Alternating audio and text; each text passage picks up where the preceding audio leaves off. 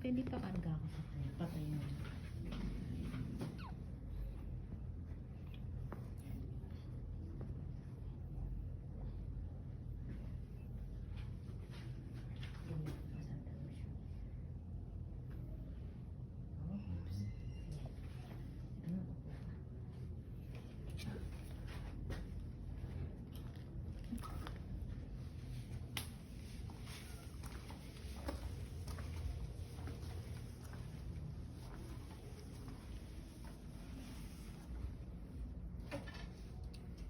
Mm-hmm.